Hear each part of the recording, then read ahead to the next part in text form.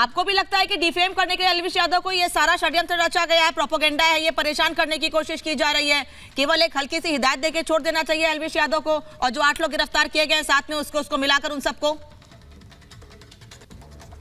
बहुत बहुत शुक्रिया आपका मुझे आपके शो पे बुलाने का।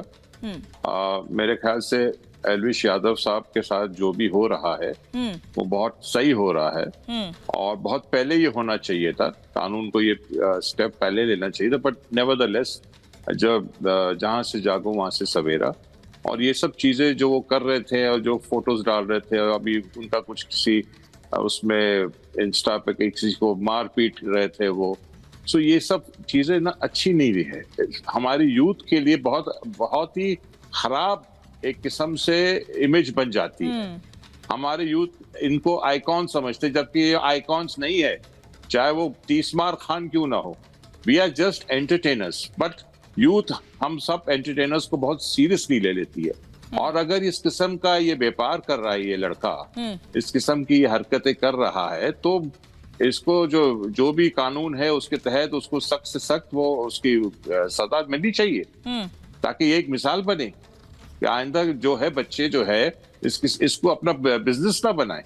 And I totally with the law, and I think Yogi ji बहुत अच्छा काम कर रहे हैं, एंड हमारी लॉ फोर्सेस जो है वो बहुत अच्छा काम कर रही है। शहजाद साहब कह रहे हैं कि पुलिस अच्छा काम कर रही है, मानवी तनेजा पुलिस अच्छा काम कर रही है, और मुकेश जी तो कह रहे हैं कि कम समय में ज्यादा पैसा कमाने की तरकीब थी एल्विश की, बहुत पहले ही उसको टाइट कर देना चाहिए था।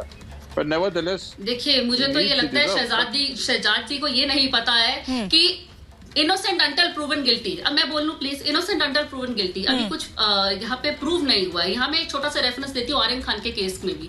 आर्यन खान के केस में भी तमाम धाराएं लगाई थी और ऐसी कबूलनामा दिया है, पुलिस के अंदर कबूलनामा दिया है। आप ये क्यों नहीं बताती? सुनिए कबूलनामा कैसे आता है ये मुझे मत बताइए।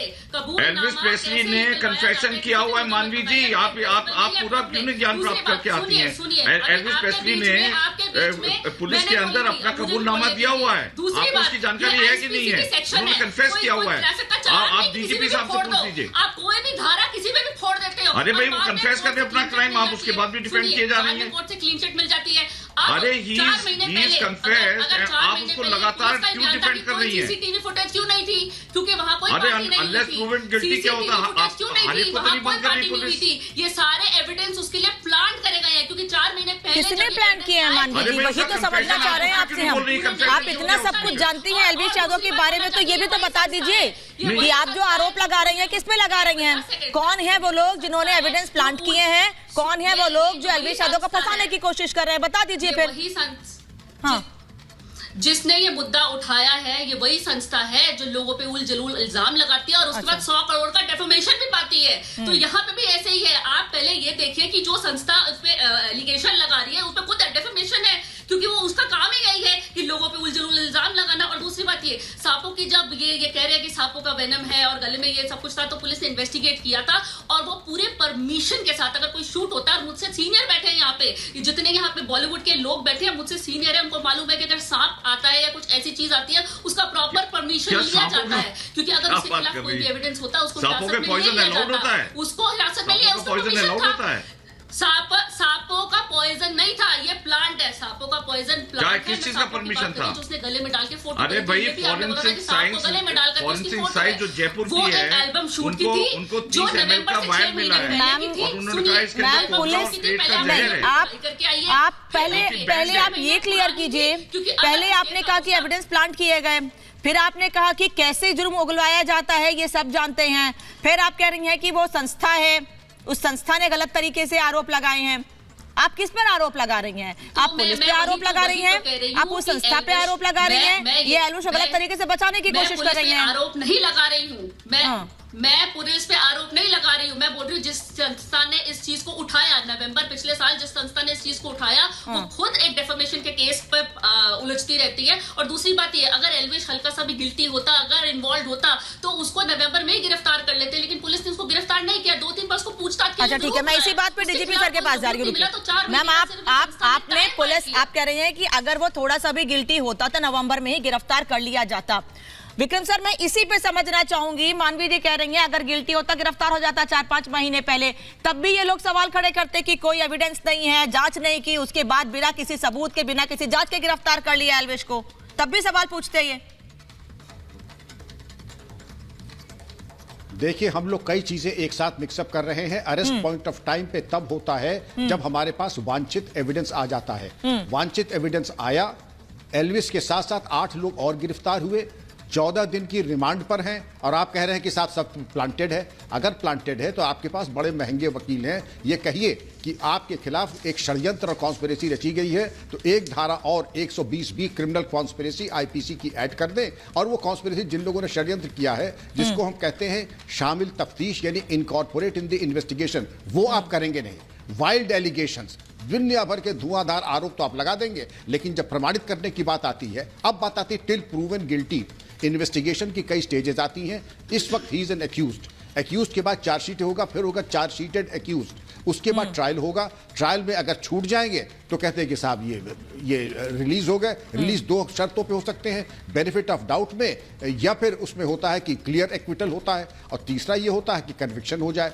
इस तरीके का जहां स्पॉट अरेस्ट है, क्लास 1 ऑफिसर्स कंप्लेनेंट हैं, इनके छूटने के कोई रास्ते हमें दिख नहीं रहे हैं। और जो स्पॉट अरेस्ट और रिकवरीज हैं, मैं नहीं समझ पा रहा हूं कि इससे ज्यादा इनकॉन्ट्रोवर्टेबल अकाट्य साक्ष्य और क्या होंगे। इकबालिया बयान आ गया, अब आप कह रहे हैं कि साहब वो तो ले लिया, क्योंकि कोई भी बदमाश ये नहीं कहता है कि मैं दोषी हूं। सब यही कहते हैं साहब मुझसे ज्यादा शरीफ ज्यादा कोई न था, न है और न होगा, पुलिस वाले मुझे फंसा रहे हैं। ये बिल्कुल सही है। इन्वेस्टिगेशन की खूबसूरती ये है कि उसमें तथ्यों के आधार के ऊपर बिना किसी पूर्वाग्रह के अपने इन्वेस्टिगेशन को पूरा करे, कोर्ट के सामने पेश करे। नासिर साहब, जो बात विक्रम सर कह रहे हैं, मैं उसी को आगे बढ़ा रही हूँ। मतलब मामला कोर्ट में है, पुलिस पूरी जांच कर रही है, कबूलनामा सामने आ चुका है, सबूत पुलिस के पास है, मामला कोर्ट में रहने दीजिए, कोर्ट डिसाइड करेगा, पुलिस सबूत रखेगी, चीजें निकल कर सामने आ जाएंगी। अपने तरफ से उसको इनोसेंट कह देना, अपने तरफ से उसको क्लीन चिट दे देना, क्या सही है? नहीं, बिल्कुल ये विक्रम साहब जो बोल रहे हैं 16 आने मुझको सही लग रहा है। आरोप हैं, और मुझे जो बात अभी लग रही है वो ये है कि एल्विस अपने घमंड और अपने अहंकार में आकर के शो ऑफ करने लगा, उसी से पकड़ा गया। उसको अंदाजा शायद नहीं था कि कानून के मामले जो लाइनें लिखी होती हैं उसमें वो बड़ी संगीन होती हैं, और बहुत से लोगों को अंदाजा नहीं होता बेचारों को कि ये चीज बड़ी मतलब ये कि घोर अपराध हो सकता है, इससे अरेस्ट हो सकती है उसकी।